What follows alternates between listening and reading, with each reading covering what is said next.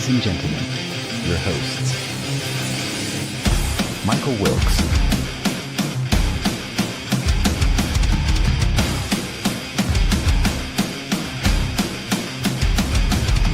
Angel Ortiz,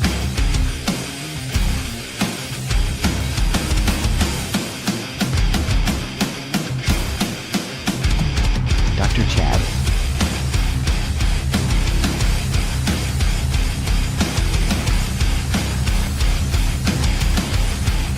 and Sam La Cavera.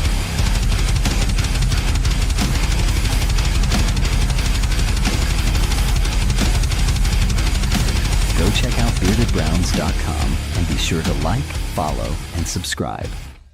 Enjoy the show.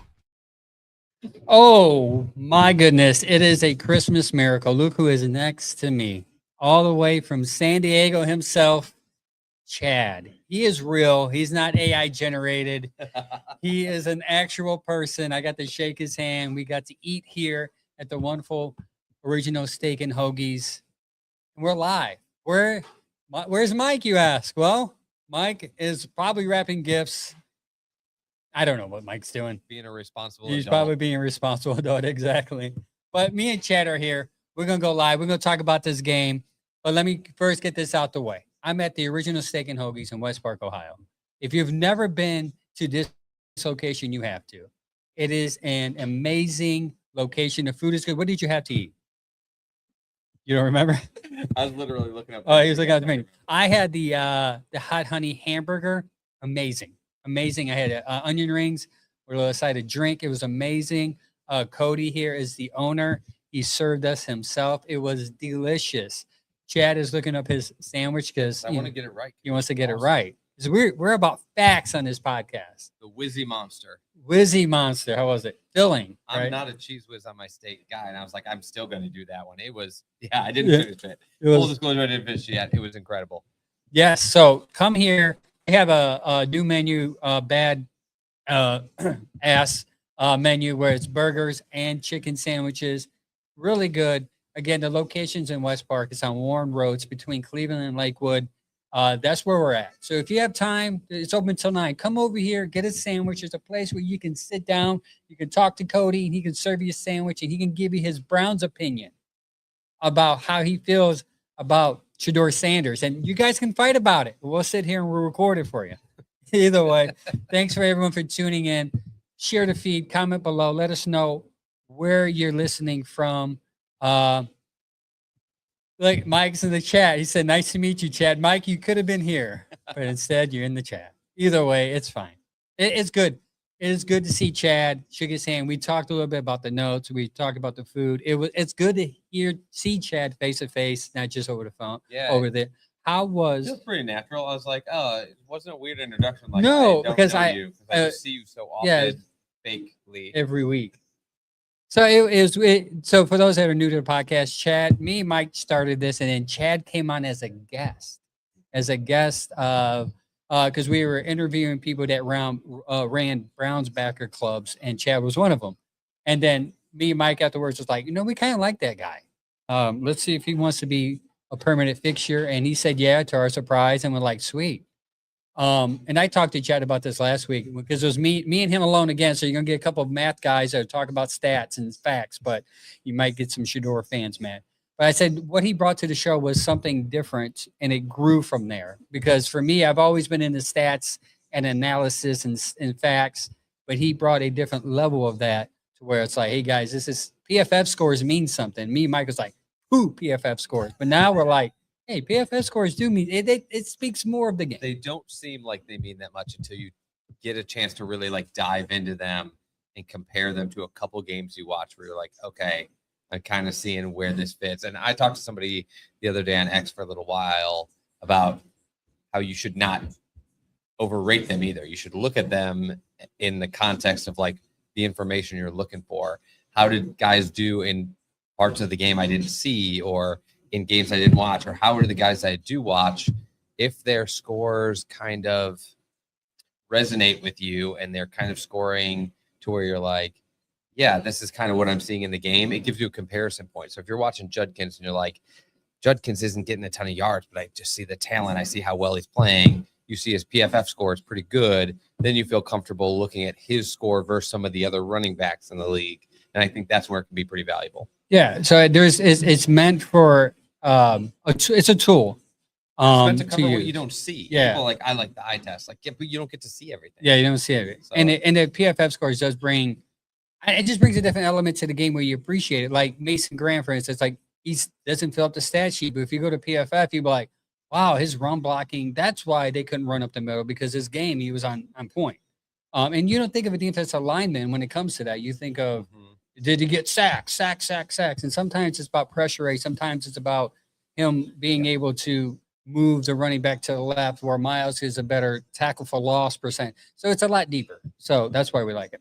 What's up, Man Cave? Yeah, while they just commented below, shout out to the Man Cave podcast. Also to Game Time 216 podcast. Give them a follow.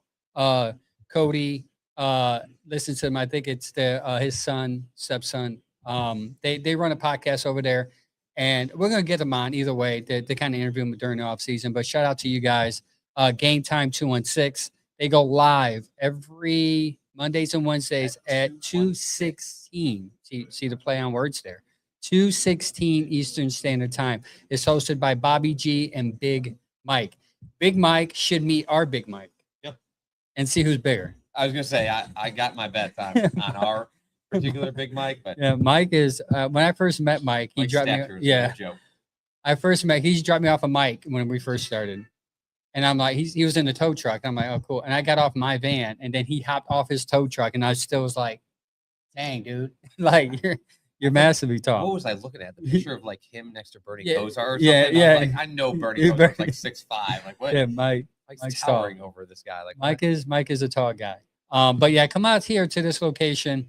If you're in the area for lunch, it's good food. But we're here. We're gonna get into it today. Oh, I gotta ask, how was your travels? awful. American Awful. Airlines, I am coming for you.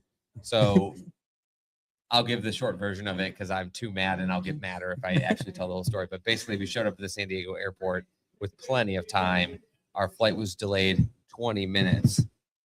We 20. never got another word from them, but they did start getting people off the plane, and like they got us on at a reasonable time where it's like, okay, well, it's going to be more than 20 minutes because we'd have to get on this plane and then like take off in like 5 minutes. That's not going to happen. So we get on the plane. We sat on this plane for like an hour.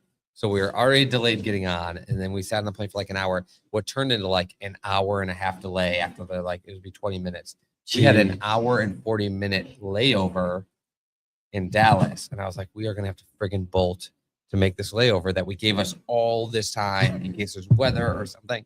We get to Dallas.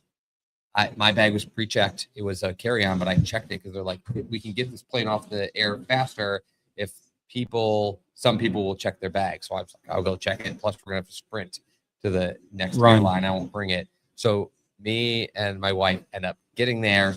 We're like, we still got 20 minutes. We can make it to this plane. It's like not that far away. Run up the sky bridge. Like we're doing the escalator thing where the escalator is going up, but we're also running. So we're like sort of flying up this escalator. Get to the top. Crossover, sprint to our gate. We're like, yes, there's still like 12 minutes before this plane goes. We go running up. No one's there. The people in the gate next to them are like, oh, that plane just pulled off a minute ago. And we're like, what? It doesn't leave for like another like 10 minutes. And like, yeah, it left early. Thanks for the announcement. Appreciate it. I wouldn't have heard it. I was sprinting through the airline, but like there was no like Chad, report to gate A17. It was just like we were so mad that we were so delayed the first time, and they didn't warn us or like, and then we still were like, okay, somehow we miraculously can make it, and you expect to get there. Every plane is freaking delayed except for this one left early. The one that I'm on. Was like, not only are we not delayed, we're not even gonna wait for you, even though we know your flight just landed like a couple gates down. Yeah, you would think you're they here. normally would coordinate We that. know Like, you're you have here. a late guy coming on here. Like this couple is That's late. weird. We can see their plane is landed. We will like take a breath and let them on. Nope. So we ended up fortunately we got on another flight, but we ended up getting back to Cleveland 2 hours later. And like our dinner, we were supposed to have dinner with friends that first night. They were going to pick us up from the airport. We were all going to go to dinner. And then we ended up, by the time we finally landed, because our second flight was delayed a little, we got in at like 10:30 at night. So you guys went to Denny's. They had Denny's. They had the Grand Slam. That was We had great. nothing. We just went to their house and we're like, I guess we'll just have beer. Fill up on some beer. Holiday travels, man. My wife always wanted. It's like, hey, let's travel on the holidays. Being here was great though. Yeah. What have you done? I know you just probably got here, but what have you all done? we had was today, but I mean, I went down to, so I'm staying in Tremont, so I got to tour around Tremont a little bit, just the neighborhood I like Tons to of walk. food. And then I got to go down to East 4th area. My wife's not from here, but she actually really enjoys Cleveland. We went down to East 4th. We walked through there. We walked through the arcade. We did the typical tourist, even Cleveland local tourist thing of like taking pictures in the arcade. Like, that's where Superman was filmed. It's decorated beautifully. And by the way, I saw a Superman movie. Yeah, it's actually, I was surprised myself. First DC movie. I was like, holy crap, this is good. Job. It was witty. Yeah. It was charismatic. It was good. But there was a couple shots of Cleveland too that you could catch. tell. Yeah. And you're like, oh, arcade's one of them. They build up all the AI around like Terminal Tower, but you can see the Terminal Tower. Progressive Field when they were fighting in the baseball diamond. You can tell that's Progressive Field. Shots. Yeah. But yeah, so we got to do that, take some pictures, just typical stuff like walk through some of the stores. That's like a fun area of Cleveland because it's also right by the casino. You can see Progressive there. You can see it's not Rocket Arena. I was about to say the Q. Yeah, it is Q. Rocket Arena again. So it was cool. So we've had a good time so far, and then most of the rest of this trip is going to be like family, Christmas, family. Yeah, it's Christmas Eve. So that's what we do.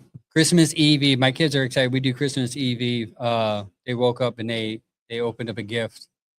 No, my youngest, they do this thing at their school where they buy people gifts. We give them money and they buy people gifts. Yeah, you buy people. Yeah. So she bought us a gift. Ended up being one of those like happy holiday mats that you put in your door. So yeah, it was cool. Like it's thoughtful. My 7-year-old thought that's actually a useful gift. It's not like something you would throw away. She didn't buy you like a toy. No, she bought. You guys gonna use this? Yeah, you guys gonna use this, or are you gonna give it to me? Yeah. Shout out to my little daughter for that. We're gonna get into this Browns game. It was a interesting game, none the least. It was a good game, very competitive, more competitive than I thought it was. But before we get into that, we're gonna get in the top story of the Deshaun Watson news.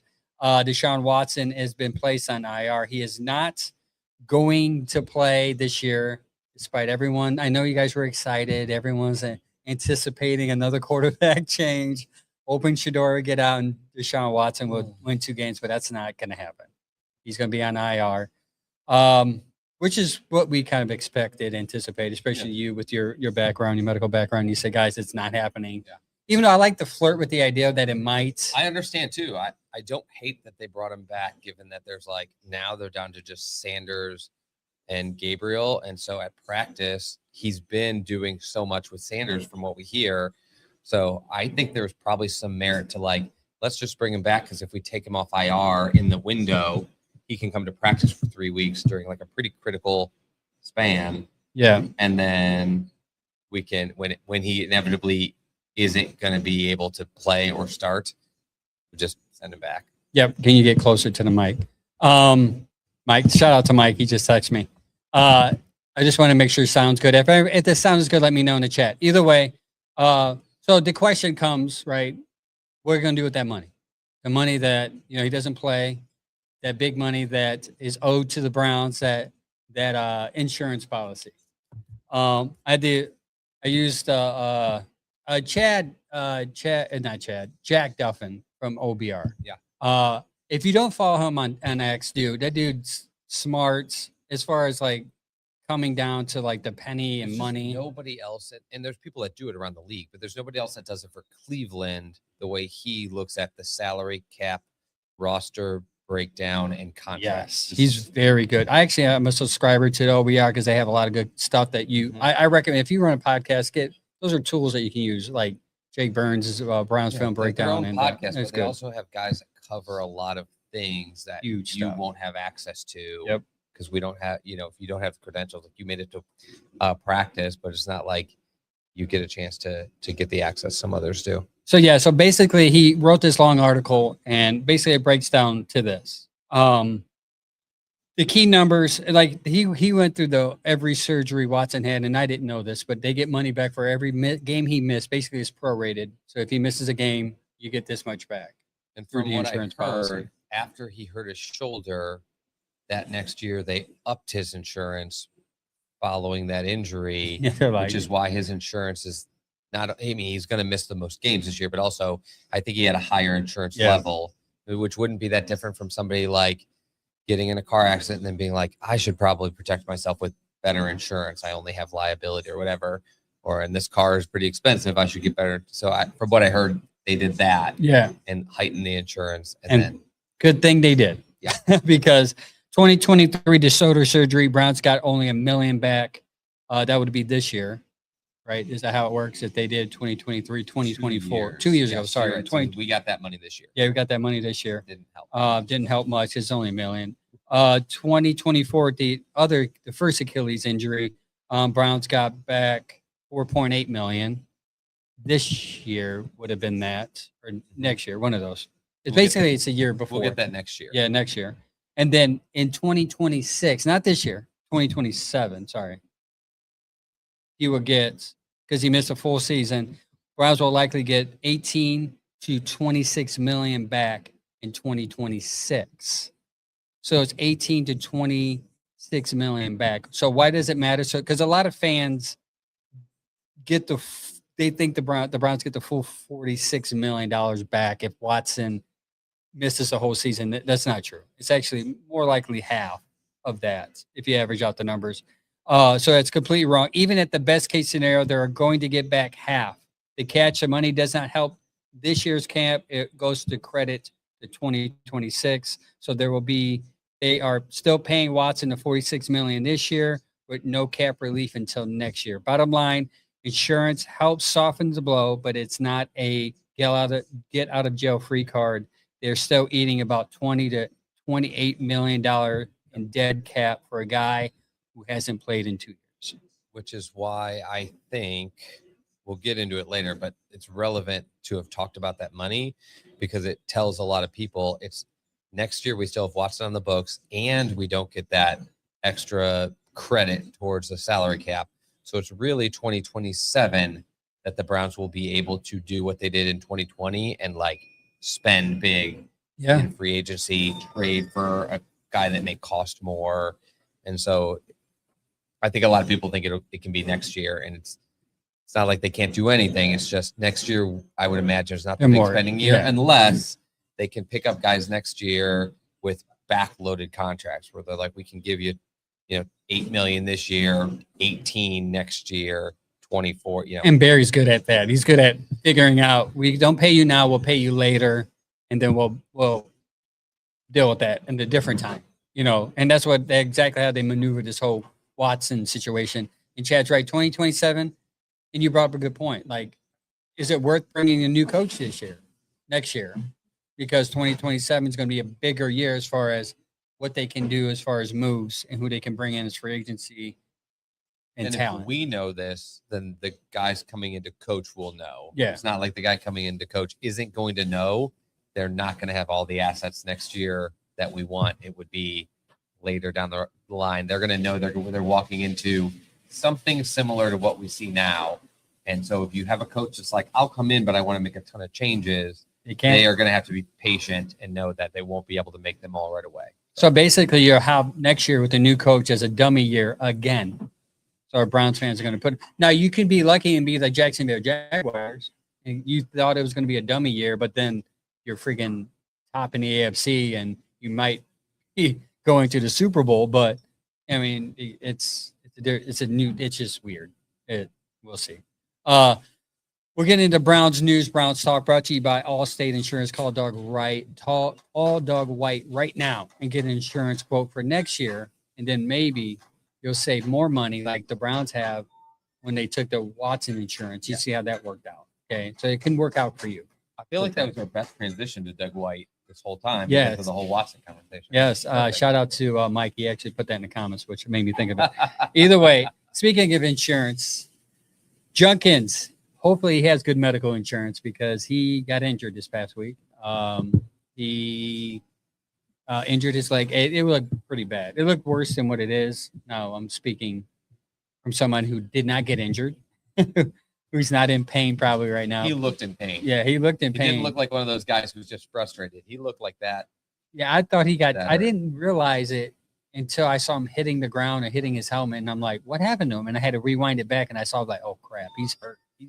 That's not good." Bad enough looking injury that you can't find it without that. You need like a YouTube video that somebody took off their TV and is like, I put it on because the network swept that off Yeah, immediately. yeah. With the like, we're not going to show that again. Yeah, line. Yeah, he's injured. He's on the cart now. It looks like a lower leg injury, but yeah, it's his knee. It's not bad. I wrote it down. That we know of. Yeah, That we know of. reported, what nothing was reported for his knee, Yeah, which could be just a little tricksiness, but I wouldn't assume that. But there could be something we don't know. But they are just reporting an ankle dislocation and a fibular injury. yeah. What will be tricky is I don't know if the fibular the lower leg injury, tibia, fibula, it wouldn't really move me either way. Fibula is a smaller bone, much more breakable, consistently broken, doesn't cause a lot of long-term problems. The thing that we'll have to find out for his career was the ankle dislocated because the fibula broke and now that whole complex can move a lot, or did he have a lot of ligament damage and tearing in the ankle, and that's why the ankle was dislocated? That's a little more serious. I still think either way, as long as he's on a normal recovery They said protocol, 5 to 6 months. he'd be back for the full season next year. Yeah, so that's good news. So hopefully he doesn't miss any training camp like he did this year, and they can continue to proceed with playing him the way he was. Now that throw by Shador was questionable to begin with, but we're not gonna bring that up right now. But either way, We we're got gonna a get. lot of hate for that. And Yeah. then, like people probably felt kind of bad a quarter later when Yeah, he's laying on the ground. And yeah, that's not that destroying him throw. on social media.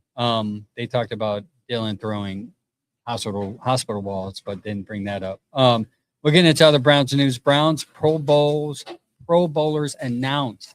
You got Miles and Denzel. Miles is a starter. Denzel Ward, I might think, is the backup.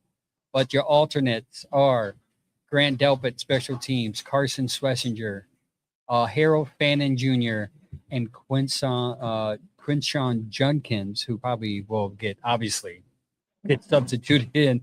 But it's good to see you've got 6 Pro Bowlers on a 3-12 team. Yeah, the team's not completely void of talent. It's just they cannot get it together at the quarterback position. And there's other problems before you jump in the chat. Yes, we know the O-line has to be better. And the receivers have to be and better. yes, we know the receivers have to be better. But like, I think sometimes people treat this team like they're devoid of talent and years away from competing.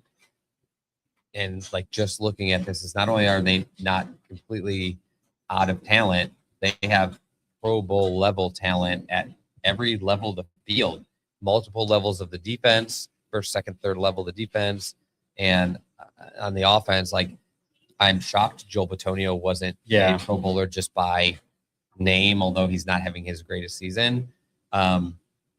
But there's talent there. Most of our talent there is very young. I'm surprised Harold got so much attention, but people are taking notice of him. But we also think that there's some young talent in other spots. So, yeah, I mean, to speak of 4 of your 6 on defense, which makes sense because that's where you've been stacking up your picks at in the draft, which is a different conversation for a different day. Like, maybe we should be switching on the offense this year, and maybe that's where they're going to be trending. good chance. But you got 3-12 team. You have 6 Pro Bowlers, young, talented team. And we'll get into the Kevin conversation later, more of it later as far as the quarterback is concerned.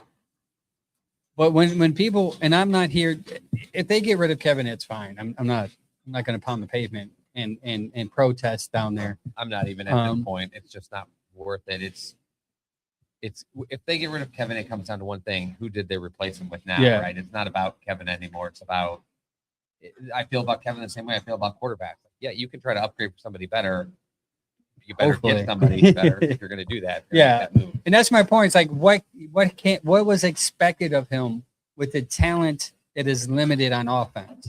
Like your defense is a lot better. So Schwartz is going to look like a lot better coach because your talent's a lot better. If the Browns offense were as talented as their defense, I think Kevin will look a lot better as a coach. Yeah, I think it comes down to we judge. People say this all the time, drives me nuts. We judge everything by wins and losses, and I get why, because everyone will use that generic line. It's a bottom line business. Yep. Whatever.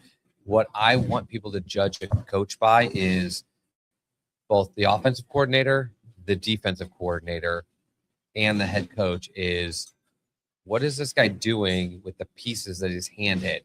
Stop judging them by the roster, because they may have input, but they don't make the final decisions on the roster. So when I hear like, oh, I don't like Kevin because I don't like Dylan Gabriel, he doesn't belong here. It's like, okay, but he could have been Kevin's favorite quarterback in the draft. It's still Andrew Berry's job to make that selection and like collaborate on that. And people will say something like, I don't like him because the offense stinks, and he's an offensive-minded guy. He's not calling plays anymore. Okay, he's not calling plays anymore. He's also a offense and defensive-minded guy. He played defense in college. He was a defensive player through high school and college. So I guess I think of that more on the lines of like, judge the offensive coordinator, the defensive coordinator, and the head coach on, here are the pieces in front of you on your team. How did you handle it, and how are they doing? And for me, I look at the defensive coordinator and go, well, he's got a ton of great pieces, and he does pretty good with them most of the time. But sometimes, as we can see, sometimes he actually disappoints me a little bit. Tommy Reese, first time offensive coordinator in the NFL, and that's not talked about enough, by the way. And he's got constantly shuffling pieces. Offensive line sucks, and he's trying to create an offense around. They always say make an offense that suits your players. Okay, that's tough when we have different guys in every week at almost every position. Yeah. Now he's got to create an offense with Dylan Sampson and Rocket Sanders, and so like I give him a little leeway. And then yes, I get it. Stefanski, this is a second bad year in a row, and a lot of people hold that against him, and that's fair. That's where I'm like, I'm not going to fight you too much. But when I look at what he's given, especially on the offensive side of the ball, it's just not a situation I would want to be in. It's not a situation I think top coaches would want to be in. And so I would like to judge him on that level of, this is obviously not a situation that is meant to succeed. Are you making it look worse or better? And that's kind of where you have to make your own call, and that's going to be everybody else's opinion. Yeah, it's that's where I like when people, I kind of like chat, you know, where people are like, well, he hasn't done much. It's like, well, I mean, he hasn't a lot of talent, you know, and I wish they would have been more balanced in that area. And a lot of people in the chat are pointing out that they had a great draft class this year. Yes, They did, and They did. immediately two of the offensive that's a people that were drafted are now in the Pro Bowl. Exactly. So when does Kevin get credit for that? By the way, the difference too is this is not like, oh, well, Harold Fannin was the 8th pick in the draft. This is a guy picked 67th, and the guy picked 35th are two people that made the Pro Bowl, because despite the lack of offensive line, shuffling quarterback play, and rough receiver play, they still found a way to utilize these two talented people so that they're in the Pro Bowl. So that's where I'm like, okay, so Tommy's got a little something. It's got to be better.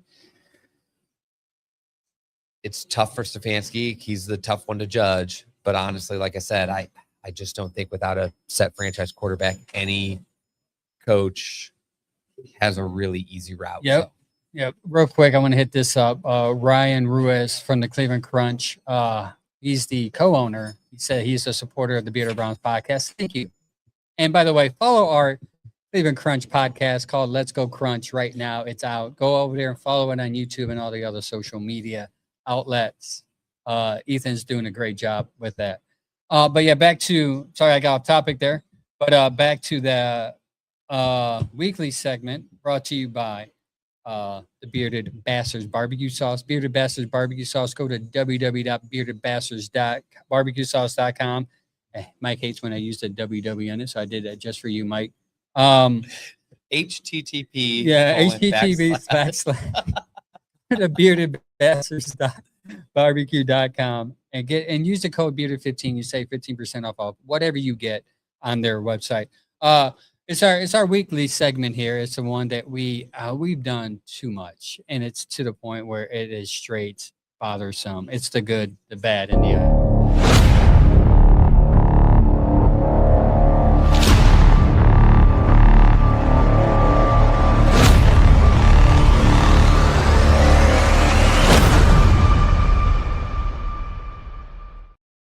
So good, bad, and ugly. Again, brought to you by Bearded Bastards Barbecue Sauce. Go to beardedbastards.com, barbecuesauce.com, and just use the code Bearded15, and you will save 15% off your order.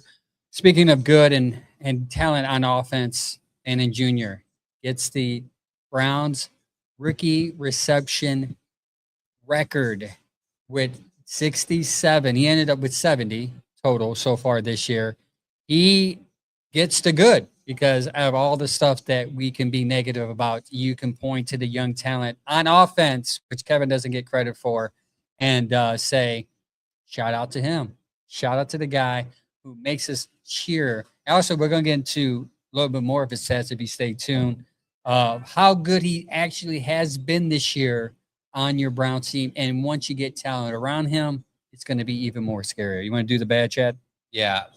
It goes with what you said, because a lot of people feel once you get talent around him, things will be better. And God, I hope so, because the bad this week is Shedeur Sanders and this creeping interception issue that has derailed them the last couple of weeks. Man, guys, you just don't win very much when your offense turns the ball over a lot. It's one of the biggest indicators of losing a game is losing the turnover battle. And those multiple interception games, multiple games in a row is pretty bad and is trending. So hopefully he can turn that around. But right now, unfortunately, quarterback play is the bad. Yeah, and I'll agree with James here when he said the ugly. Obviously, it's the Junkins injury. We talked about it a little bit in our opening. It's sad to see him go. He was having a great year. He was trending. I don't know if he would have got 1,000 yards, but getting close to that 1,000-yard rushing was great. And it seemed like he was rushing good against the Bills' defense. Yeah. So I think he would have probably hit another, maybe possibly 100 yards during that game. But it sucks to see a guy with that talent. And it kind of brought shades of Nick Chubb, PTSD Nick Chubb, when you saw that happen to him. For sure. But pray for his well-being. Yeah, it sucks, man. It sucks seeing it. It sucks. You would just feel better, like knowing this year is pretty much over. You just want to get through the rest of it healthy. Honestly, the best thing that can happen to this team is probably not winning any more games, though I'm not counting them out of the next two. And just knowing what you're coming back with next year. And now, instead of being like, well, he had all these great rookies, they're all coming back, you have one with a giant question mark. Yeah. Because even though I expect him back, given what was reported on the injury, when will he be back to form? You guys know for me, it's always like, yeah, okay, it's an 8-week injury. That's when he can start working out hard. Yeah. But will he have the same confidence? Will he have the same burst? Will he be hesitant to take hits? Like, he's a bowling ball and one of the best tackle breakers and yards after contact guys in the league. Does that change now that he watched his leg get absolutely brutalized? Like, does that change his mentality a little, or can he come back as strong as he left? So it's a bummer to have a question mark on one of the brightest spots of the team coming out of the season. Yeah, and that's something you don't want to see. Hopefully, the rookies that we currently have that are playing well, it doesn't get injured. We'll see though. You can't play be worried about getting hurt because you get hurt, but at the same time, as a fan, you're like, that's something you think about. Next, we're about to get into the game recap brought to you by Lego Head's Barber Saloon. Lego Head Barber Saloon, located in Berea, Ohio. Go there and give Marlon a huge hug and say, listen, the Bearded Brown sent me. They say, you know how to trim a good beard or cut some good hairs and give me some of that good beard oil so I can look as good as Angel does on the show because he's so cool. He's so cool. I should have probably planned to You book. can. Yeah, Well, you're here to the weekend. Just book it with him. Maybe. If you do, let me know. Maybe I can meet you up there. Puppy B is He'll give you a fade. You'll go back to California. They'll be like, ooh, Chad, you look. You're like, yeah, that Cleveland cut, dog. Cleveland cut. But the game recap, we're going to start with the defense. Obviously, we're going to start with Miles getting his half sack. Now, it's been a big debate on the socials. You know, I'm on the socials. If this sack should be counted. Miles with the easiest half sack in league history. That's what I'm calling it. He was down. Mason Graham tagged him. Mason Graham rose his hand because he wanted credit for it. But yet they give half the credit to Miles. And I understand why. Because they say that he impacted the rush to allow Allen to run. Yeah. But to give him a And half sack for that? I think had first of all, ooh, that is a fortunate half sack for a guy chasing a record. Probably the most fortunate half sack that's been given. And I get why. Like the reasoning makes sense. I would say if Graham had just gotten him and tackled him, then you probably aren't thinking of it. But the fact that they are giving it to him, basically saying like the chase is what caused him to fall ahead of time, and maybe Graham got there first, but the two of them are what caused the fall and for him to like collapse at the 1 yard line. I get it, but also that was the ultimate reach by Garrett even to like get a hand on him, and there was multiple people there. Yeah, I personally, the record. Yeah, it's officially official. I'll be honest with you. Mason touched him before at least this is my perception. No, he definitely touched him. He touched him before because Miles was like doing this. He was pawing at reasoning. That's why I was glad to hear the reasoning, because the reasoning is like, well, he was already down. He just needed to be tagged, but he was down. Yeah, they say because he Miles impacted caused the run. him to scramble back and fall, and then Mason got there to make the tag, so he gets the other half. Yeah. But you hear the Steelers fan crying about it. And I believe in that as a Browns fan. I kind of, and obviously Chad agrees, like it's kind of ticky-tack. Yeah, but I'm glad they gave it to him. I'm not complaining. But it's one of the half easiest sacks in the world. But either way, Miles is still better than Watts. I will also say this, because if this comes down to arguing with Steeler fans, and I know they're going to come after you Browns fans, that half sack was barely counted. Okay.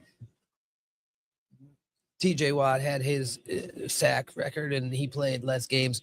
Just remember, if you're going to start talking about games and numbers, I think as of the last time I read, TJ Watt had played like 200 more total passing downs. We'll see how this ends, but TJ Watt's record took like 650 passing downs, and right now the Browns are at like 450 passing downs. So there needs to be like another 200 passing downs in the next two games for Miles to have gotten as many chances as Watt. And so if somebody is going to give you that BS argument, make sure to remind them it's not really about how many games they played. It's about how many rush chances they got against the quarterback. And because the Browns are bad and teams don't have to throw at the end of the game to beat them, they can run. Miles just gets like 20% less attempts than all of these other guys who are in that same world. Yeah, and I did. Don't quote me on this, but Miles has less snaps, but more sacks this year. Is that what you're talking about? Yeah, but what it basically comes down to is like, yeah, he's played more games, but the teams don't throw on us nearly as much as they threw on Pittsburgh, or even before that on, was it Green Bay? Yeah. Each team, because it's the whole list. If you look at Miles is right now, I think, third on the list. But if you look at like the top 10, all of them had more passing snaps when they made their record of 21, 21 and a half, 22, 22 and a half that Miles has had so far. All of them. So Miles, if he breaks this record, will very likely break this record with the absolute least passing downs. So even though there's more games this season, the record's very legit. Yeah, but he'll do it in 16 games, most likely, if he does it against Pittsburgh. And Watt did it in 16 games. So, I mean, it's even, in my opinion. I think Watt might have missed a game that season. It doesn't matter. Yeah, it doesn't He matter. just has so many more snaps. Points to point. Yeah. That's snaps. Just don't take that crap argument. Yeah, don't take the basics. Push him back or punch him in the face. Just say, like, if on the pace that Miles at, if he had as many passing down as Watt, he would have like 28 sacks. He'd actually be demolishing this record if the Browns were just any good. Yeah. Kind of good.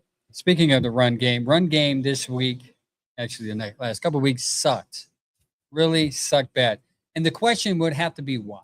And then for me, I'm a guy that does, well, let's look at cause and effect, right? So the cause of the running game being down, in my opinion, would be the effect of Malik Collins going down, because it seemed like Malik Collins going down has impacted the run game being that bad. So then you have to ask yourself, well, why is that? Then I would have to either point to either Mike Hall Jr. or my boy Mason Graham as the cause, because it seems like the runs are happening up the middle, in which was limited before. What is your take on that and the PFF? We were thinking about the PFF because I thought maybe did Mike Hall have a bad game, because I know he's had a couple bad games recently, and against because he's coming off injury, so he's still getting his feet from underneath, getting his sea legs back. But do you think do you think Collins had that big of an impact Yeah, in the run so defense? we talked about this the last game too, because they got run all over Yeah. by the Bears, and we were like, man, with Collins out, they're really letting it up. So I thought, okay, but one game, Bears can run the ball. Who knows? And also, like, I had a hard time believing Collins was that impactful. 2 games is kind of a trend. We're like, no, that's 2 weeks in a row. Now it's 2 good running games, 2 good running teams, but 2 weeks in a row makes it feel like Collins was more of a asset against the run. But when you're looking at the scores, I see Malik Collins was having a great year. He was 13th. This is his best year. tackles. Yeah, best. Yeah, year it was in an his career. incredible year for him. But he wasn't, his run defense wasn't Oh, really? what he was running off of. His pass rush, which, I mean, he was like number 1 in pressures for defensive linemen, and he had 6.5 sacks. So he was number 1 in sacks for defensive linemen. And PFF kind of confirms that his run defense is under 60. His pass defense was 87. That's like elite. And so it makes me go back to the drawing board of like, is it more his presence and making sure everybody knows what they're doing? Leadership. More impactful, Yeah. his leadership, and because as great as Carson Schlesinger is, he is a rookie, and that's not typically Bush's role.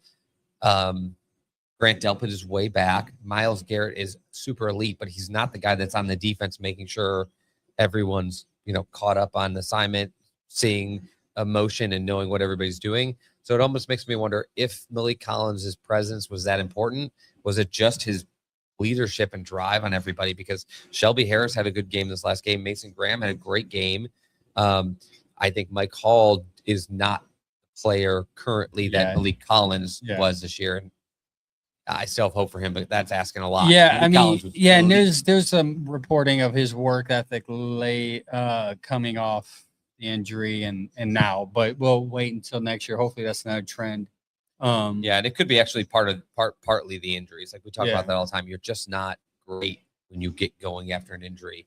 Watson came off that shoulder injury, and he looked nothing like the way he ended the year before. It just happens all the time. Nick Chubb came back and was averaging 2.9 yards a carry for the first game or two he was back in the NFL, and finished at 3.3, and we know that's a 5-yard a carry back. It just, after an injury, you're just not yourself that next season if that's when you come back. James Cook on our defense, 117 yards, 2 touchdowns. Yep. Longest run of 44, 7.3 yards per carry, 16 carries. He no pun intended, but he cooked our defense. And even if this game was even closer, I actually think the defense probably got better as the game went on against it. And that's what Jim Schwartz seemed to do well, is adjust well. But the fact that the defense, it's confusing. Credit for the defense. It wasn't one of those fourth quarters where they were just beaten down, tired, and the skies open up on them and just pour down, where it's like, oh, we held them to 17 points this whole game, and then the fourth quarter they score 3 times, and the defense is just done. They're just out of it. This was one where they were able to buckle down a little bit. Yeah. And I think they're not the reason we lost this game. They held one of the most powerful offenses and MVP level quarterback to 23 points, and that's a winnable game if you can just put out some offense. Speaking of offense, we're about to get into the offense aspect of it. First, before we get into Shador's passing, one thing I've noticed the last 3 weeks in a row, Shador has led the team in rushing again this week, 4 carries, 49 yards for Shador Sanders running. That's an average of 12.3 yards a carry for your quarterback who is running, which is an aspect of his game I like. Yeah, I didn't expect it. Yeah, but it is one of those things. Well, if they kind of develop this guy and he uses his legs, that's kind of like not Lamar Jackson esque, but like you got to keep it in the back of your mind as a defender. He can take off, and that's a tool that he can use. Yep. Next up, we're gonna get Chad talking about his because people like when Chad talks about Shador Sanders. Let's talk about it, the analytic part or the analyst part of his game this week, specifically his 3 interceptions, which didn't seem to be an issue, but it is. Shador Sanders had 3 interceptions. And that's what 5 or 6 in the last 2 games. Yeah, 5. 5 in the last 2 games. That's what we're talking about. That trend, like that's not good, guys. That's for everybody who is like, I like that he moves down the ball down the field.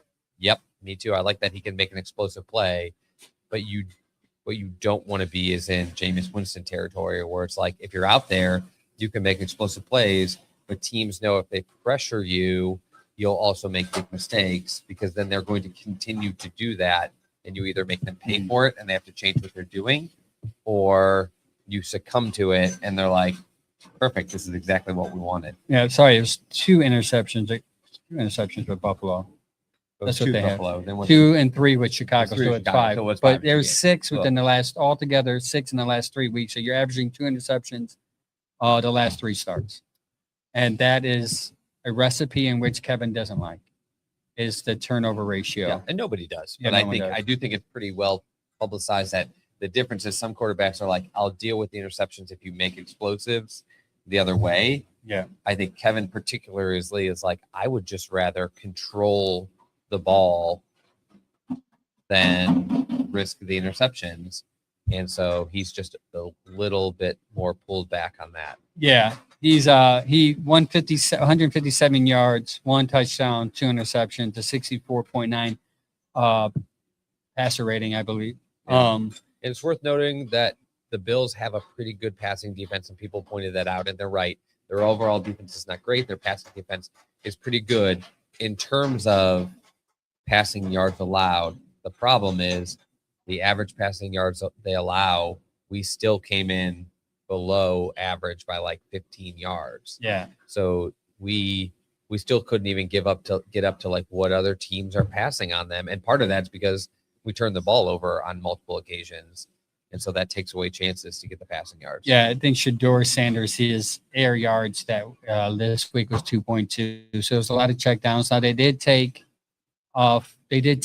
cover 2. They took off the deep ball and probably protecting from Bond, which is what they obviously teams are preparing themselves. Well, he likes to throw it to Bond downfield, so we're going to protect against that and let him beat us underneath. So now he's got to adjust to that. And I think again, that's kind of what we talked. Like teams are watching him. We heard last year, and we brought it up on the show that they mentioned in Chicago. We know Sanders really likes to go to Fannin. That's his go-to.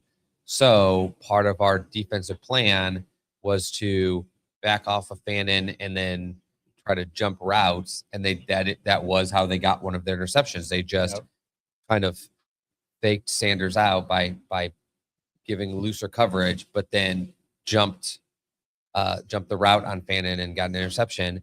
They have also now learned, and this is what every rookie quarterback goes through, he really likes to go downfield to Bond. So defenses are at the point of the season where they can be like, okay, so we'll soften our coverage on Fannin on his short routes, but then try to get to him. But we're also just going to go a level deeper so Bond can't get behind us. Yep. And then we take that away and force Sanders to make all these short passes. And it sounds like the start of the game, he kind of did do that, but eventually it caught up to him and he couldn't keep that rhythm going. Yeah, and I thought from a decision game outside of the interceptions, one was batted, which, by the way, that was a big knock on Dylan Gabriel's balls being batted. Yeah. It seems like Shador's getting balls batted too. Yeah, and somebody brought it up in the chat. What up? Like, Like, was his interceptions on deep ball? Oh, James, yeah, no, the interceptions were not on deep balls, and they haven't been. What we're saying is not like defenses are looking for that. More like they're going to take away the deep ball to make him make these shorter passes, and now they're getting interceptions.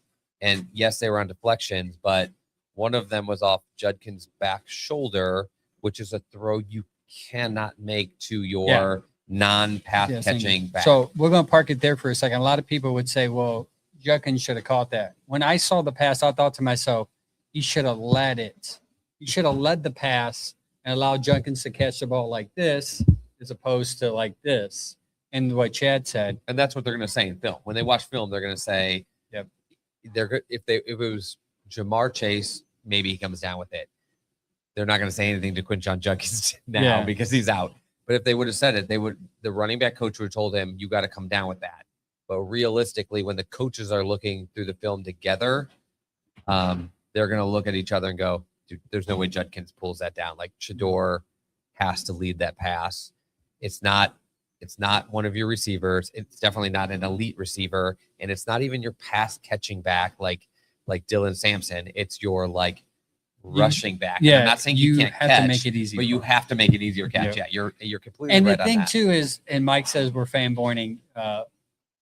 We're saying Shador made a good read, but he didn't. His ball placement was wrong. Yeah. His ball placement should have been to where you have the running back who's pretty quick, continue to run in the process of catching, so he can get his yak yard. Yeah. Even if he would have you caught that. want to do that with Yeah. everybody. The reality is you just You have have to do it with Yeah. them. Right. The Right. problem is, even if he would have caught that, he would have stopped and he would have been short of the first down.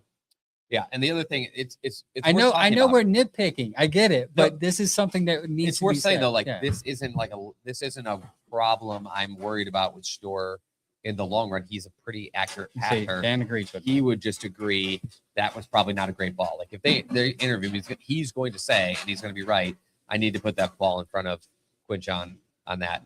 But not a giant worry as far as Sanders, because I don't think his ball placement is a giant problem. The only reason it's worth talking about is because people are going to say that interception is Quinshon's fault, not his, and he will admit that one's his fault. He needs to put it in a place where his running back can get it more easily, and it doesn't get intercepted. And then as for the second one, guys, he's looking right at Bosa. It's coming right at him, and he tries to lob it over him. This is one of the most athletic defenders in the NFL. He has to know that guy's going to jump and get his hands on that ball. He's lucky he didn't just jump up and grab it. Yeah. Like right out of the air. And that is the second interception in the last, I think, 2 weeks where the defender he was looking right at the defender. That was tried to Fannin, lob it over Chicago. him. Yeah, Fannin. And the defender got over him. He needs to learn how to arc these balls when there are defenders in his way. It's He's weird got the because right I height. thought he was good. He is good with that. It's just probably just a bad judgment because he is good. There was a pass that game where he arced it over, and I think Junkins or Raheem caught it and was able to run downfield a couple yards for it. He's good at that. It was just a bad decision in that moment. He's just for him. learning. Yeah. He's looking at Bosa and he's saying, I can pop it over this guy. And now he has learned. Here we go. Look. We can't get it over these guys. These guys are too athletic for me to toss over. Just like he's obviously learned from preseason on, I can't just spin around and run circles around these guys. They'll catch me. Maybe if I'm caught, I can spin out and just bolt, but I can no longer weave. Go 50 yards behind. Yeah, he's now learned the speed of the defensive players are going to limit him from being able to juke and dodge and spin. Now he's learning probably in the last 2 weeks. He just has to fix it. I can't just lob it over these defenders. I need to change my arm angle and throw around them the way we've seen from some of these really arm talented guys like Cam Ward and some guys are just Caleb incredible Williams. at it. Yeah, Caleb Williams is my Caleb one of my Williams did favorite. one on us where he just flipped his full sidearm. Sanders is going to have to learn. I need to practice my mechanics on some different angles, or I need to pump fake or look somebody off and get this throw off so they're not timing my arm and going and jump. All that stuff is learnable too, and we're not saying he can't. That's the thing. Here's the plus side. All that stuff is teachable and learnable. He's learning it the and hard he's way, learning though, it. unfortunately. Yeah. And I want to bring up what 617 Fannin was open in the sticks. Yeah. Here's the deal. The defense knows Fannin is open, and the defense knows that Shador's going to go to Fannin. Yep. And we're going to get into statistics about that here in a second. They're watching. Yeah, they're watching. And Shador needs to know they're watching. So eventually he's going to have to look off of Fannin because the interception in Chicago came off Fannin. Everybody has their go-to guys, and that's not weird, but you have to know be how to smarter. Yeah, you have to know how to make it not obvious on a particular play you're going to them, because defense, the Bears straight up said, We knew he was going to Fannin. We Yeah. wanted to bait throws to Fannin that we could pick off. Like, so if they know it and they've announced it publicly, everyone knows Everybody, it. everybody, like And it's fans fine. know I it. like We that he know goes to it. Fannin. I like that he has a go-to Yeah. guy, but he just needs to evolve in the next 2 weeks. Yep. It's asking a lot. That's short timing, and Yeah, how we to could get in that. pull guys off of him, pump fake, look off, like different little things, or just complete a couple passes to somebody else so the defense And isn't that's- so aware of. And Fannin. that, as a fan, you're thinking, well, that's a problem because Judy's not getting open. This person, like, I wrote down the separation rate. I totally forgot to put it in my notes. I'll bring that up next week. So stay tuned for that. But speaking of Harold Fanning, and I didn't understand how great of a rookie season he was. I understand he's got the Browns rookie, and people are like, "Oh, it's the Browns. They suck." That means nothing. But this guy's having a heck of a rookie season. Clip this, okay? Harold Fanning Jr. is having a great rookie season. 70 receptions so far. That's a Browns rookie reception record in general. But what's more impressive is his target shares as a tight end, as a rookie tight end, is top 5 in the league. Now, you could say, Angel, what does that mean? There's some good tight ends in the league. If you watch football, you understand there's some good tight ends. There's McBride. This may be like the all time. I mean, we've had great tight ends for years, and tight ends took another leap in the NFL in the 2010s. But right now may be the best collection of tight ends 100%. that we've ever seen. So Fannin is number 4 as target shares, meaning he is being targeted on offense. Your tight end, your rookie tight end, who's 3rd round, is being targeted 22% of the time on offense because it's 21.97. To let you know who's in front of him. Trey McBride, Arizona, tight end, superstar.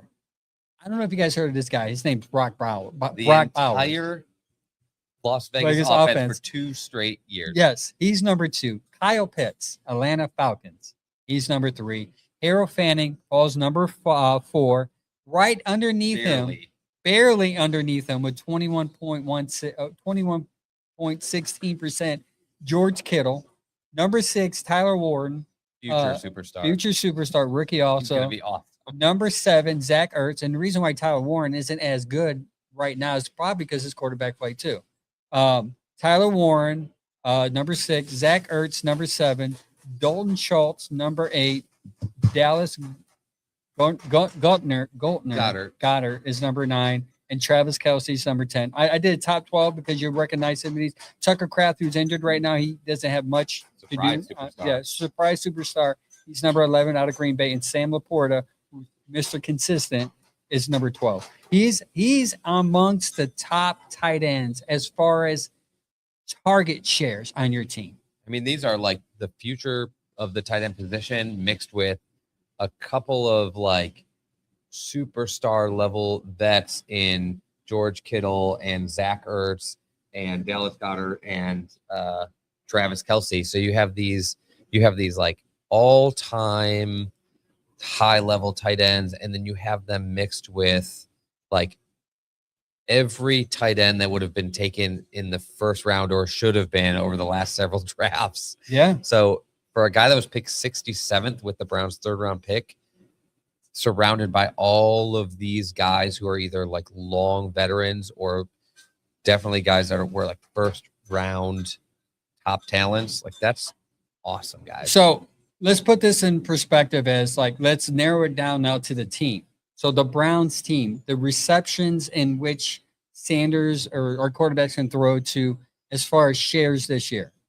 You have Jerry Jeudy, who's your wide receiver 1 technically, is getting 19.46% of the target shares, which is 2nd on the team, and he's rated 41 as a wide receiver in the NFL. Ranked 41, number 2 on your team. Tillman right now is ranked number 92 with 10.47. Isaiah Bond is 101 target shares in the league at 9.19. So as a team, we also have to think Kevin and Tommy throws to running backs.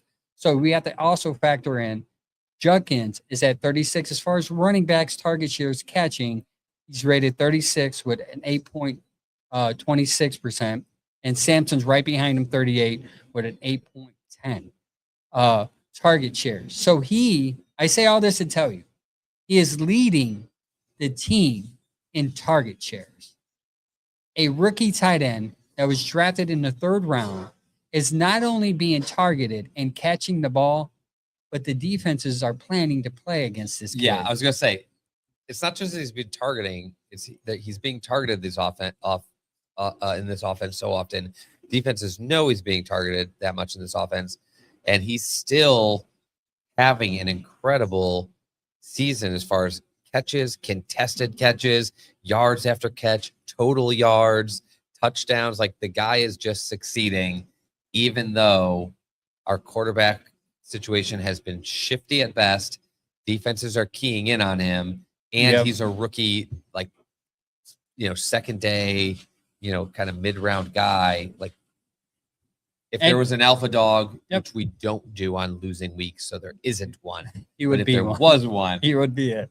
he is. You probably the would have alpha had dog. his share of awards, and he would have.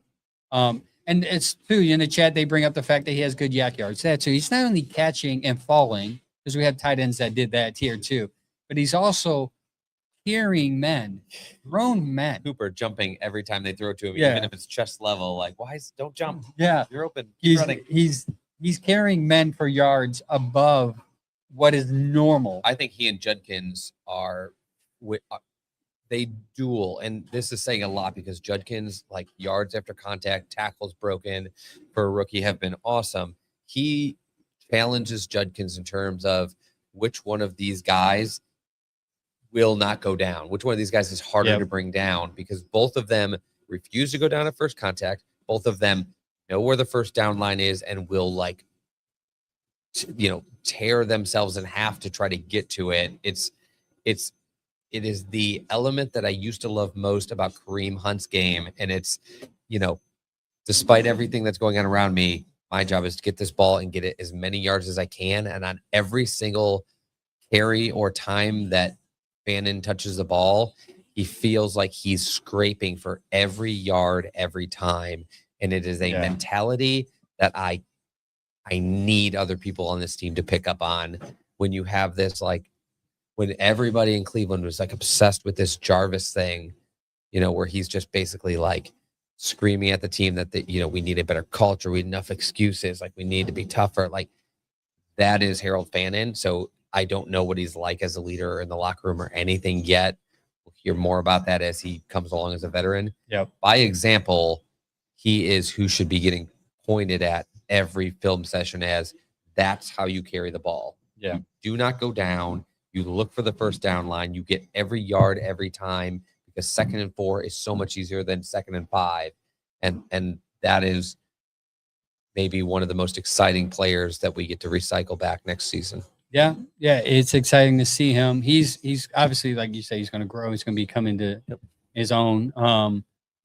And I think he get better. He can be better if they draft a pass blocking tight end, and that's not his responsibility. But I understand that he has a tight end. You got to block the tight end. Yeah, he could have more consistent quarterback play. Even if it's Sanders, he'll be better next year than he is this year.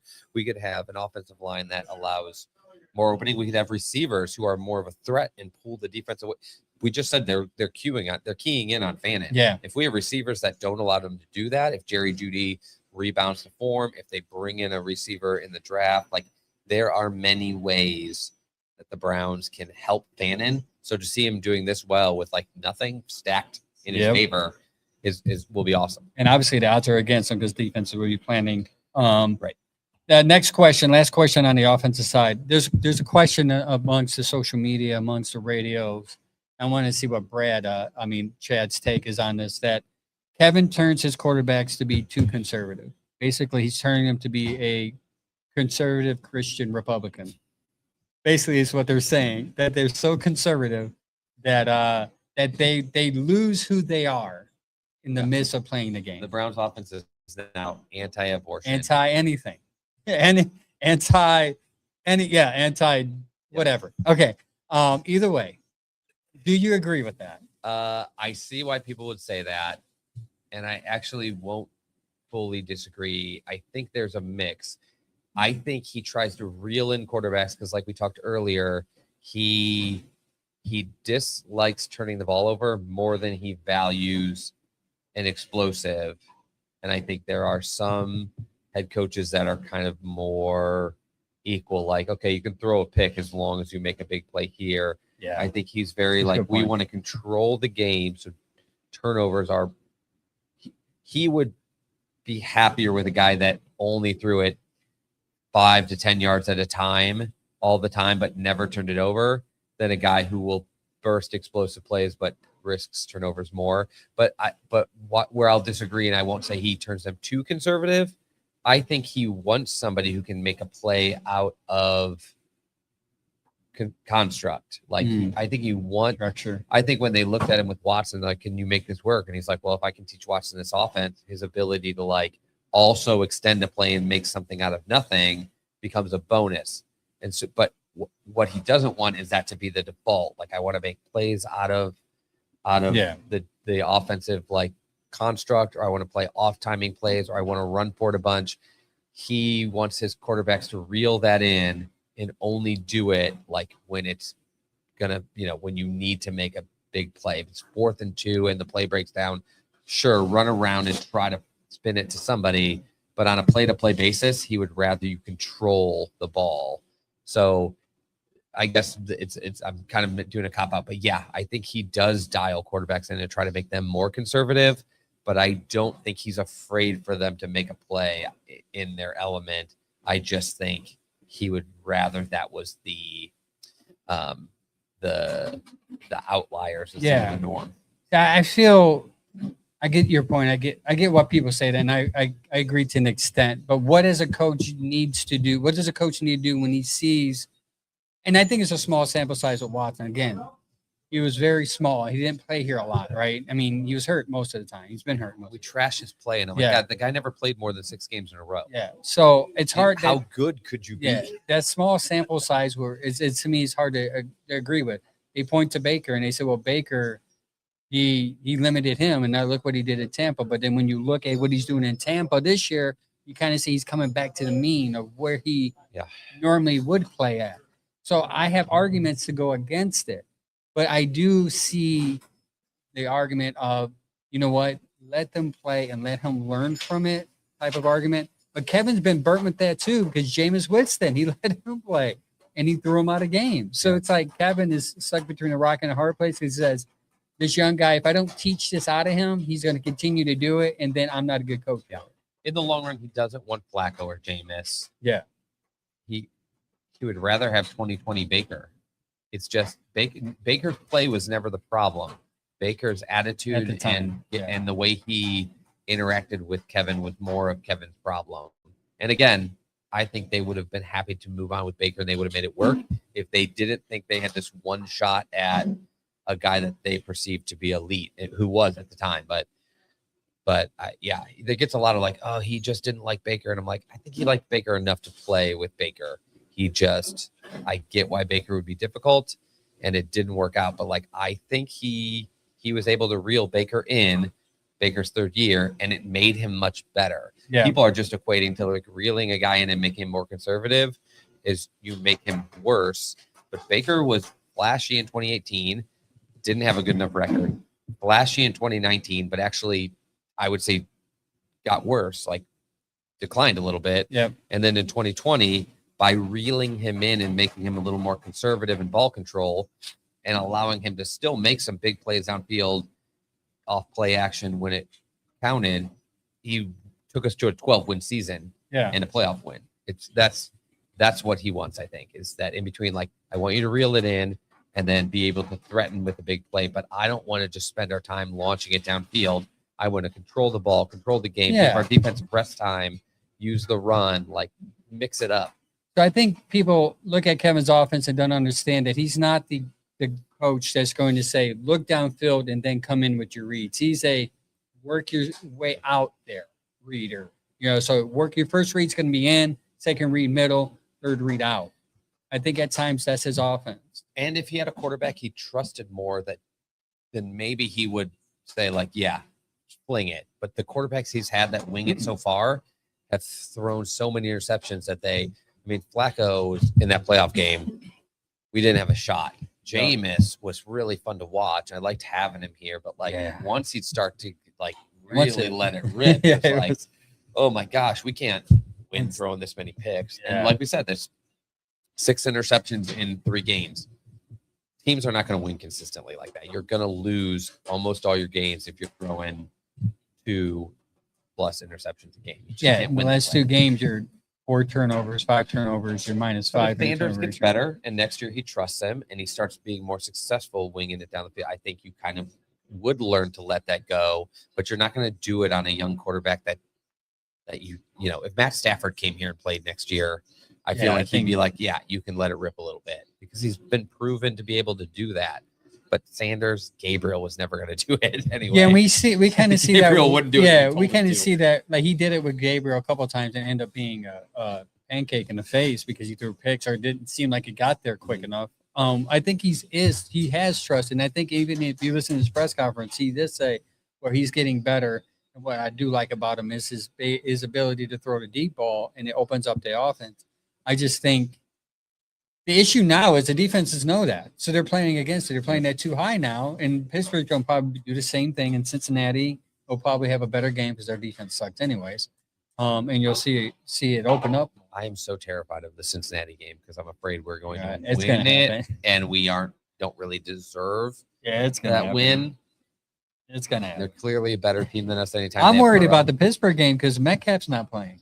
I know for 2 games, so that's a winnable game because that's the number one. Isn't it sad? I'm worried about winning because I'm just not sure that winning now. I'm like so pro winning, so anti tanking, but then you get to this point where you're like, we don't really deserve the wins. We really need the. Yeah, pick. You can get 2 wins. You can move back, and the plus side is you can do what I've been saying: get your talent, keep Shador for next year.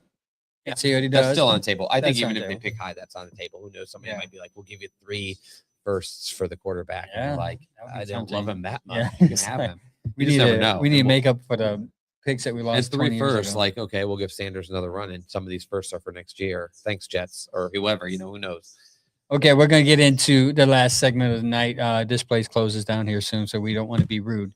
But we're gonna play the blame game, brought to you by whatever advertiser we have not advertised yet. Cleveland Ketchup. Yes.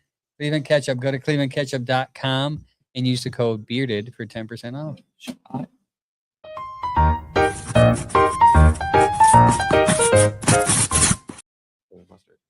Yeah, he said he went somewhere. I forget. So I was at the Christmas Story House yesterday. Oh.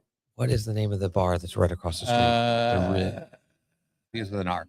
Anyways, go to it if you want. I don't care if you go. And we walked in late, and I looked at all the tables, and they all had Cleveland ketchup and Cleveland mustard on it, and I was so excited. I was like, we gotta talk to the hoagies here, man. This ketchup. It's okay. It's not Heinz, is it? No, it's not Heinz. Thank goodness. Okay. But it's also not Cleveland ketchup. It's fancy tomato, but it's not fancy Cleveland. Come on. There is. I'll say I'm glad that it's not Heinz. It's fancy ketchup, but there is no fancier ketchup than Cleveland ketchup. I'll be going home with probably not the ketchup, but we'll see. Jalapeno mustard. I'll be going home with some mustard. You guys have talked up the mustard so much. You gotta go. I go home with Burtman's mustard every time I come here. It's in my suitcase. There's not a chance I'm leaving here without like 2 mustards or a mustard and a ketchup. Yeah, the jalapeno mustard from there is top notch. Once you try it, let me know. We actually let you do a review. Blame game. So who's to blame? For me, I think you're in this game if you're plus or at least the same as far as turnover ratio. The 2 turnovers from Sanders really hurt us. Did they score 9 points off turnovers? 9 points off turnovers. And we lost by 3? There you go. So then we lost by turnovers. See, simple math. It's easy math. Without those turnovers, that's not how the game really works. That's not how involved. But we gave them 9 points and we lost by 3. You lost this game because you turned the ball over too much. And that is the Sanders issue. And no, this is not a Sanders versus Gabriel thing anymore where people are going to jump on here and be like, Gabriel wouldn't have done any better. I don't care. I don't need Gabriel to do better. I need both of them to be better than the future of quarterback. And this wasn't it. This wasn't good enough. So Again, I'm not willing to count him out, and I'm fully on board with the idea that he may be here next year, but he is the key reason we lost that game. The offensive game plan was clearly pretty good because they could score early. The defense did their part holding one of the best teams to 23 points despite 2 turnovers, giving them good field position to work with and just extra possessions. So the defense did their job. Special teams didn't blow it for you for the first time. And this time, which is a problem with losing teams, the offense didn't come through. And Judkins, there's nothing you can do about something like Judkins, but we wouldn't have been the first team in history to rally around that injury. Rocket Sanders did his job. Williams did his job. Can't blame the loss of Judkins on this one. This was the offense not being able to close the game and giving too many chances to a team you can't give chances to. The Bills are too good to give extra shots, especially because the quarterback, dang it. He didn't have a good game. Josh Allen didn't have a good game. And I was He's playing him in to, one of my fantasy leagues. He got this guy 7 points. And I was like, oh my God. Thank you, Browns defense. You thought the Browns defense was going to let him score 30, but no, they play pretty good. We're going to do a future show on Kevin. Right here, Sam. We'll have an offseason. So offseason. I'll tell you what. Like, we'll see if he gets fired. We'll review his tenure here. Even if he doesn't get fired, we'll probably do a giant recap of this season and then his whole career. And we'll probably do what we did a year ago and compare him to other coaches from good and bad teams, just like we do with Andrew Berry, to say, like, how are you doing? I don't know. Let's look at these good and mediocre teams and see where you fit in. Yeah. So that message was from Sam, who is on the Browns Morning Brew Show every Saturday at 10 o'clock. Tune into them this week. They're going to break down the Pittsburgh game. By the way, Miles has an opportunity. That was good. Dan. Yep. Well, a well-coached team wins close games. That is true. Yes. And I would say we have not been doing that, but I also think a well-coached team doesn't have rookies. Yeah. As main as your main start. Yeah. This team is in a little bit of a disadvantage because they have so many rookies taking so many snaps, but also well-coached or not, the quarterback carousel is a problem. I would feel very different. Like every time you go to your backup quarterback, you should immediately think, okay, we're going to lose twice as many games as I thought. Yeah. That's just how quarterbacks work. If we just had a backup like Jacoby Brissett, somebody that we just knew, and he was a steady backup since Flacco for all these weeks, but it's not. It was 4 games of Flacco, 6 games of Gabriel, now 5 games of Shador. We just talked about how in 5 or 6 games, there's just so much going on. So while I agree that a well-coached team can win close games, I just don't. I think this team was more like is miraculously staying in a game to keep it close, because these are not close teams. This is a bottom 3 team in the league versus the Bills, who are trying to make a Super Bowl run. So the fact that you lost to them by 3 kind of shows that you are competing with a team out of your league more than they should have won it. Like, you can't coach intercept. Like, he's not coaching Shador to throw these interceptions. Like, that's just on him. Matter of fact, that's what they're trying to do, but now he's being called too conservative. Because if he's being conservative with Sanders and he's still throwing picks, if you're not being conservative, what would that number look like? Yeah. So that would be my take. And somebody just said, look at the Chiefs last year. I mean, you're comparing Andy Reid to. But you're also comparing. That's what I said. Well, you're also comparing Patrick Mahomes, guys. Yeah, Patrick Mahomes. Like I want Shador to succeed, but he's competing with Josh Allen right now, and that's what we need him to do. But let's not compare him to Andy Reid. And Andy Reid is top 5 coach in the league. Like, Kevin's obviously not there. This is an honest question. If Andy Reid was a Browns coach this year, would they be calling for him to get fired? Yes, because they called for him to be fired in Philly before he went to Kansas City. That's my point. Yeah. Philly fans are so close to Cleveland fans, and the fact that they're like super passionate, but they're also like irrationally emotional. We often forget losing in the midst of them winning. Andy Reid was cussed out of Philly because he could not win with Donovan McNabb and T.O. I said this in my podcast a couple weeks ago. He did win a lot. He just couldn't win the big one. Win the big one. But he gets to Kansas City, finds his quarterback, and wins 3. It's just that simple. coach and quarterback. You married the coach. If Kevin found his quarterback, it would have been different. Which is why I think it's funny that people are like, yep. well, we got Sanders here and we want him to stay. And I'm like, well, then you better hope that coach pulls it together, because One of the coaches, one way or another, these two are probably in it to win or lose it. Yeah. So we got to end the show. This store is closing in about 9 minutes. Thank you for you guys, Cody, for opening up your wonderful place to our podcast. Come to the West Park location of the original Steak and Hoagies, right between Lakewood and Cleveland. You can't miss it. It's right on Warren Road. You come up, it's in the plaza. It's right next to a Mexican food restaurant. Don't go to the Mexican restaurant because it's going to give you diarrhea. This place here will fill your belly. And then you can bring the other half sandwich and eat it for lunch, because Chad was full just off half. Yeah, the sandwich is saves you money. legit size. So you pay about $15-ish, give or take, for By the 2 way, meals. I'm just gonna be honest. It's not gonna make it to lunch. I'm gonna eat it in like an hour when I go home.